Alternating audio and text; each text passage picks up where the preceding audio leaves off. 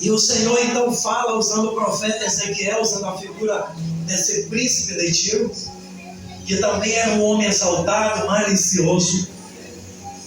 E Deus então fala: tu eras um querubim ungido, habitava no meio das pedras afogueadas, até o dia em que houve iniquidade em ti.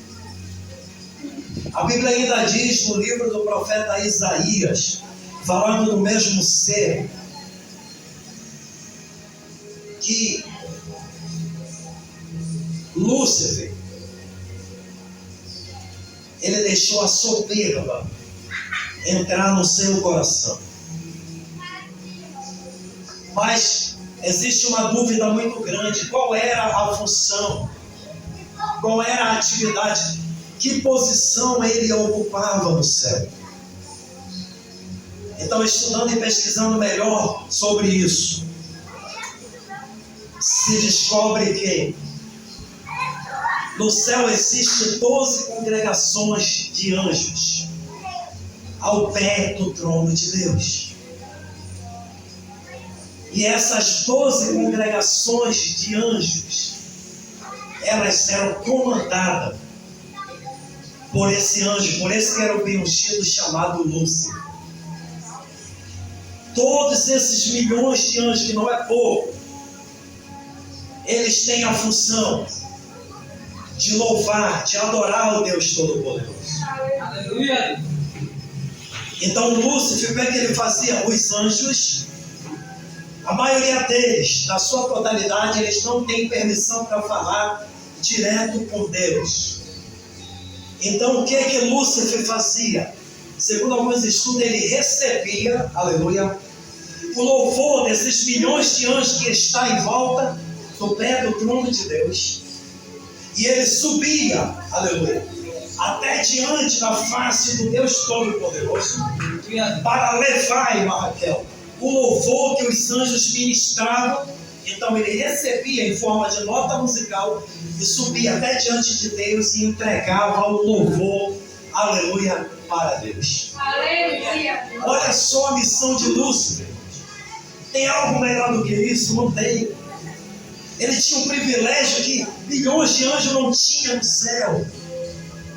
Ter o privilégio de pegar o louvor de todos os anjos, subir até o Todo-Poderoso e dizer para ele: aqui está o louvor de todos os anjos que te louvam. Aleluia! Aleluia, Jesus. Glórias a ti. Quando foi um dia, ele se cansou disso tudo.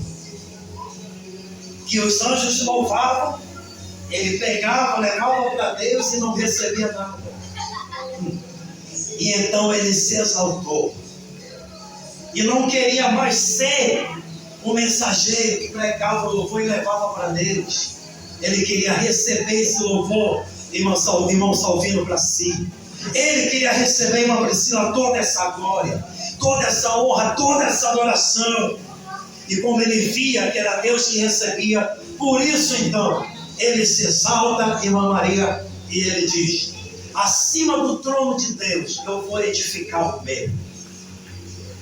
E se não bastasse, ele corrompe 25% dos anjos do céu, que é uma terça parte dos anjos.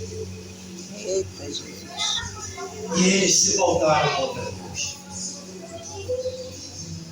Deus, ele poderia se levantar no seu trono e apenas com um sopro, amém? Ou apenas com levantar das suas mãos, irmã Maria, ele podia derrubar o diabo de lá, Lúcifer de lá.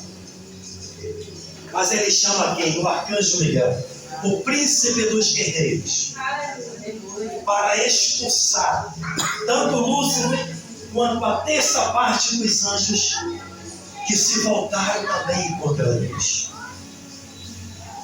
Aí a Bíblia diz, para a gente entender, Lucas capítulo 10, versículo 18, Jesus falando com os discípulos e com a multidão, ele diz: eu vi Satanás como um raio caindo do céu. O próprio Jesus afirmou em Lucas 10, 18, dizendo: eu vi Satanás como um raio caindo do céu. Aleluia, Jesus. Quem jogou ele de lá? Jesus? O Deus Filho? Não. O Deus Todo-Poderoso? Não. Mas o arcanjo Miguel, o príncipe guerreiro. Aleluia. Por que isso aconteceu? Para ficar provado para Lúcifer, que hoje é um diabo, que Deus é o dono de todo o poder, seu Santo Filho tem todo o poder nos céus e na terra. Mas o diabo é tão fracassado que Deus não precisou expulsar nem Jesus, ele chama o arcanjo, manda esse capiroto embora aqui do céu. Deus não usou força nem seu poder, ele manda o seu arcanjo expulsar. O que significa, Miguel? É uma pergunta. E esta pergunta, do significado do seu nome é: quem é como Deus?